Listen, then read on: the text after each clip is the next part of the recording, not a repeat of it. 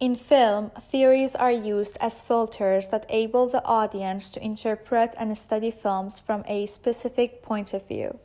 Also, directors can express their beliefs about life through their style in films. Some directors, like Orson Welles and Hitchcock, chose to have consistency in techniques, themes, and styles. By having this regularity, some directors create an individual style and a body of work that is unique. One of the theories in film is the auteur theory. Andrew Saris claims that a director who has three factors in all his films can be called an auteur. The three factors are explained in circles by Saris.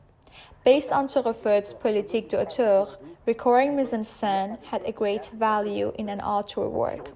By looking closely at the mise-en-scène that a director chooses to have, one can find continuous stylistic traits in all the films of a director who is given the title of an auteur.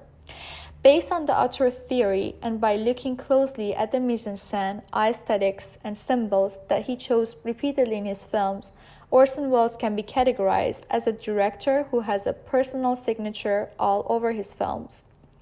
Welles' use of unusual camera angles and lighting, long takes, deep focus, deep space, and the similar use of aesthetics and symbols in all his films make him a director with a unique body of work.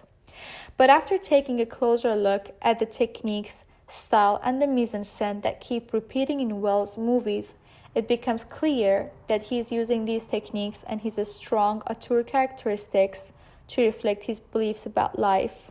Therefore, the techniques keep repeating themselves for a reason. Once in a taped conversation, Welles said that he sees death as a trapdoor. By saying this, Welles made it clear that he has feelings such as helplessness, lack of choice in life, and later in his films, he proved it by choosing characters that are all doomed and trapped either biologically or physically. In his very first film called Citizen Kane, that became nominated for awards in 9 categories, Orson Welles laid the ground for themes of loss, corruption, isolation, and the defeat of a powerful man that showed up later in his future noir films such as Touch of Evil.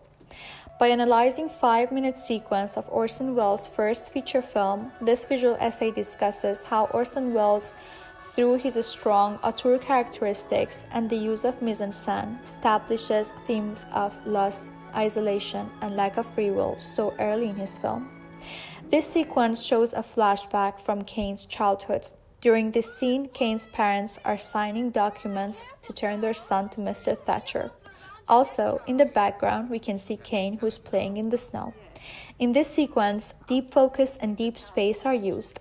Deep focus is when the background and the foreground are both in sharp focus. The audience can see the parents and Mr. Thatcher, who are talking about Kane's future. On the other hand, through the frame of the window, Kane is shown who is playing in the snow. By using deep focus, Welles demonstrates his favorite theme of isolation. Little Kane seemed like a prisoner trapped in the window frame, while his future is in the hands of his parents and he has no control over it. By using deep space, Welles shows the amount of power that each character holds. The mother occupies the foreground and she is the most powerful in the scene. The father stands in the midground and he has less power compared to his wife. And Kane is in the background and he doesn't have any power to control his life. Later in the sequence, the sled is shown in a complete white background. This goes back to Welles' interior meaning again. Welles is displaying the youth and the innocence that is left behind a kid. After this scene, the audience does not see the white background again. The mise-en-scène helped Welles to establish a theme from the beginning of the movie. The other technique that Welles used continuously was his choice of the rooms that he put his characters in. His characters were usually doomed people, trapped physically and mentally. Therefore, he usually shows his characters in rooms that are so tight that they look like a box. A room has walls and ceiling, but during these scenes, the audience can see the ceiling. This kind of setting is seen in Citizen Kane as well as in Touch of Evil in a long take. The long take and the tight box are among Welles' auteur characteristics. An example is the sequence from Touch of Evil. In this sequence, there is a long take, and during all this time, the characters are in a room that looks like a box. By using the long take, Welles doesn't give the audience a room to breathe, and by putting the characters in a small tight room makes them look trapped. Also in Citizen Kane, when the second wife wants to leave Kane, the viewer can see the ceiling again and feel the physical entrapment of the second wife and the mental entrapment of Kane himself. Welles' use of aesthetics and symbols is consistent in his films. Also, these recurring symbols demonstrate the themes of corruption and entrapment. For example, early in Welles' career in radio, in an adaptation from Bram Stoker's Dracula, during a conversation, a character named Jonathan asks Dracula to set him free. Dracula shows him the door and tells him that he's free to go. But once Jonathan opens the door, he finds hungry wolves waiting to eat him. Therefore, he has no choice but to stay in the house. Also, in Touch of Evil, the similar conversation happens. Susan, who is in a meeting with Joe, asks if she can leave.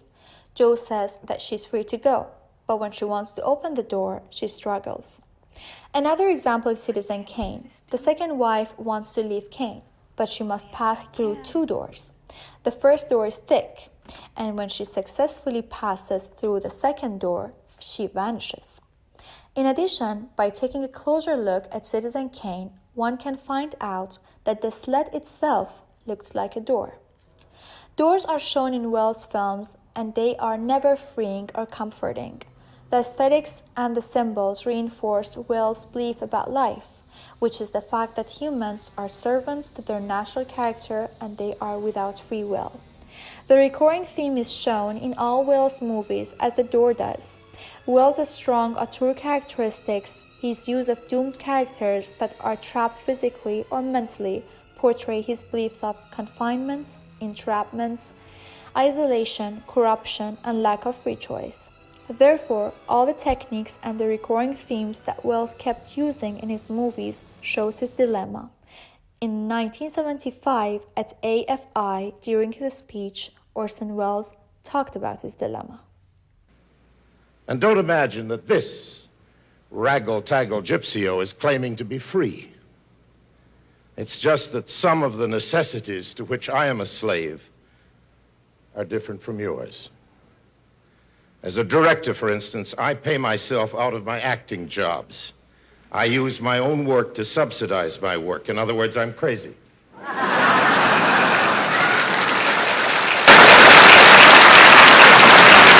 Crazy enough to pretend to be free.